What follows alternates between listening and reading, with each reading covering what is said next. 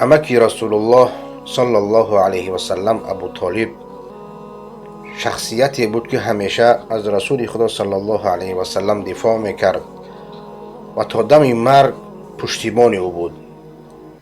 روز سران قریش جمع شدند و پیش ابو طالب آمده به او گفتند که ای ابو طالب، ما برای تو زیباترین و بهترین فرزندی همین قریش را برای شما هدیه میکنیم و در مقابل برای ما محمد را بده تا او را بی‌ضرر گردانیم. ابو طالب گفت ای قوم، شما حکم ناعادلانه کردین، زیرا پسرتان را برای من میدهین تا آن را من بزرگ کنم و پسر من را برده به قتل میرسانید.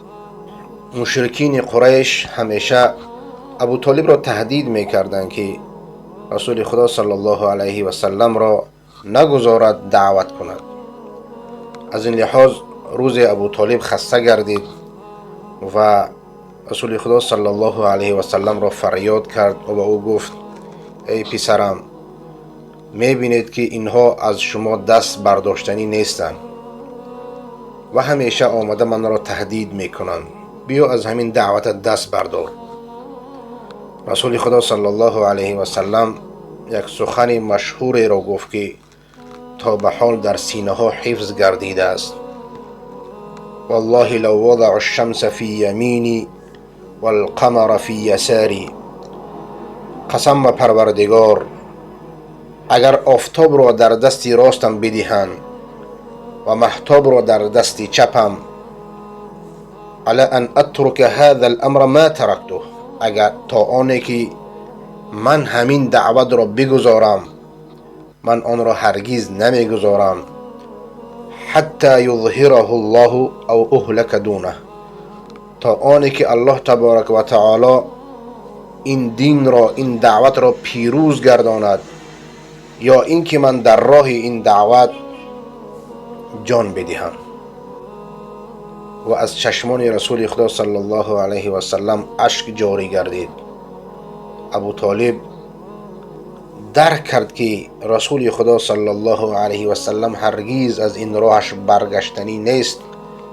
پس گفت پسرم، هر چیزی که دوست داری بگو، به خدا قسم من تو را به هیچ کس تسلیم نخواهم کرد.